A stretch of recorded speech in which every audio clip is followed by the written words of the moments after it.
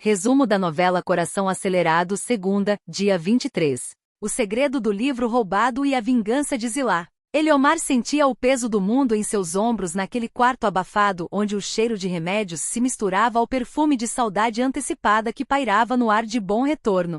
Ele olhava para Janete e Zilá e via nelas não as mulheres feitas que se tornaram, mas as meninas que um dia correram descalças pela terra batida da fazenda sem saber o que era o rancor ou a disputa por espaço. O pedido de Eliomar não era apenas um desejo de um homem que via a luz se apagar, mas uma súplica desesperada para que o sangue que as unia fosse mais forte do que as palavras amargas trocadas ao longo de tantos anos de silêncio e mágoas acumuladas. Ele implorou com a voz embargada e os olhos marejados para que elas fizessem as pazes e deixassem para trás todo aquele orgulho que só servia para cavar um abismo entre as duas. Eliomar sabia que a sua partida deixaria um vácuo imenso e que sem a sua presença mediadora a casa se tornaria um campo de batalha onde ninguém sairia vencedor. Janete sentia um aperto no peito que a impedia de respirar direito enquanto Zilá desviava o olhar para a janela tentando esconder a fúria que ainda queimava por dentro mesmo, diante da fragilidade do pai. A tensão entre as irmãs era algo que se podia cortar com uma faca e o silêncio que se seguiu ao pedido de Eliomar foi a resposta mais dolorosa que ele poderia receber naquele momento final de lucidez. Cada segundo que passava parecia uma eternidade de julgamentos e lembranças de traições passadas que Janete e Zilá não conseguiam perdoar nem mesmo em nome do amor que sentiam pelo homem que as criou.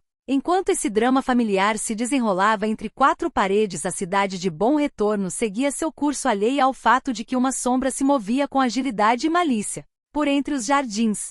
Giovanna não era mulher de esperar pela sorte e ela sabia exatamente o que queria quando decidiu que aquela era a hora perfeita para agir. Com o coração batendo forte contra as costelas, mas com as mãos firmes, ela invadiu a casa de João Raul sem emitir o menor ruído. Ela conhecia cada fresta e cada tábua que rangia naquela residência e usou esse conhecimento para deslizar pelos corredores como um fantasma sedento por respostas. Ninguém percebeu sua entrada e a audácia de Giovanna era o que a mantinha viva naquele jogo perigoso de interesses e segredos guardados a 7 chaves. Ela buscava algo que poderia mudar o destino de todos e a sensação de poder que sentia ao estar ali dentro sem ser convidada era o combustível que precisava para continuar sua busca incessante. O perigo de ser pega em flagrante por João Raul ou por qualquer outro morador era real, mas Giovanna vivia no limite entre a coragem e a imprudência. Cada gaveta aberta silenciosamente e cada papel folheado eram passos em direção a uma verdade que Bom Retorno não estava pronta para enfrentar.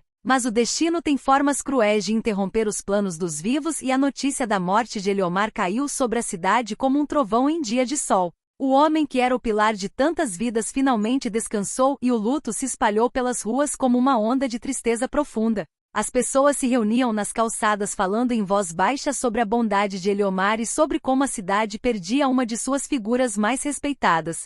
O clima de compaixão era geral e todos sentiam a dor daquela perda como se fosse um pouco sua também. No entanto, por trás das lágrimas e das orações, uma tempestade muito maior estava sendo gestada nos bastidores da herança. Nora, que sempre foi a guardiã das tradições e dos segredos da família, sentia o peso da responsabilidade aumentar agora que Eliomar não estava mais lá para dar as ordens. Ela olhou para Janete e Zilá, que ainda mal tinham começado a processar a perda do pai, e deu a notícia que mudaria o rumo de suas vidas para sempre. Eliomar não tinha ido embora sem deixar suas vontades devidamente registradas em um testamento. O anúncio de Nora foi como um balde de água gelada nas pretensões de quem achava que a partilha seria algo simples ou previsível. A existência desse documento trazia à tona todos os medos e as ambições que estavam escondidos sob a máscara do luto.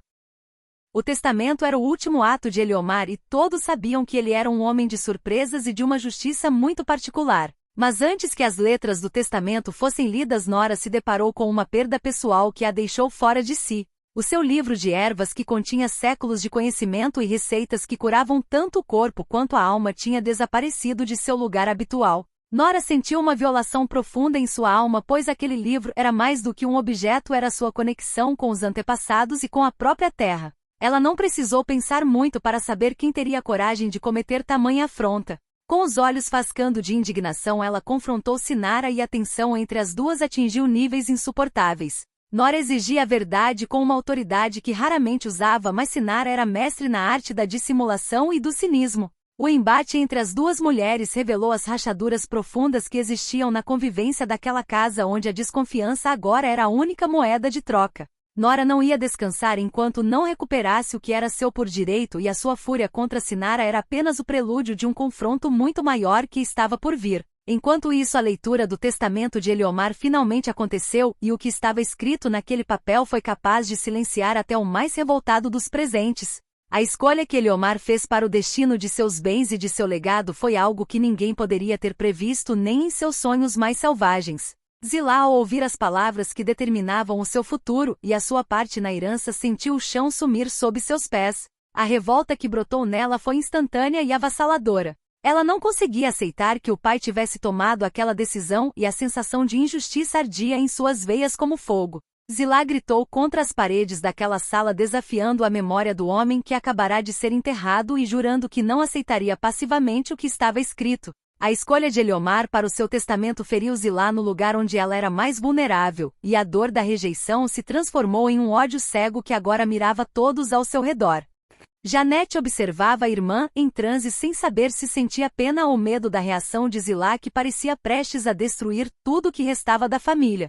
O testamento de Eliomar não trouxe a paz que ele tanto pediu em seu leito de morte, mas sim uma guerra declarada onde os sentimentos mais baixos começaram a aflorar. A cidade de Bom Retorno, que se compadecia do luto, agora seria palco de uma disputa feroz por poder e por reconhecimento. A invasão de Giovanna, o desaparecimento do livro de Nora e a fúria de Zilá eram fios de uma mesma teia que se fechava sobre os personagens. A cada minuto que passava, a verdade sobre o que Eliomar realmente pretendia com aquele testamento ficava mais obscura, e as consequências de suas escolhas começavam a cobrar seu preço. O destino de Janete e Zilá estava agora irremediavelmente ligado por um documento que, em vez de unir as irmãs como o pai queria, as colocou em lados opostos de uma trincheira emocional.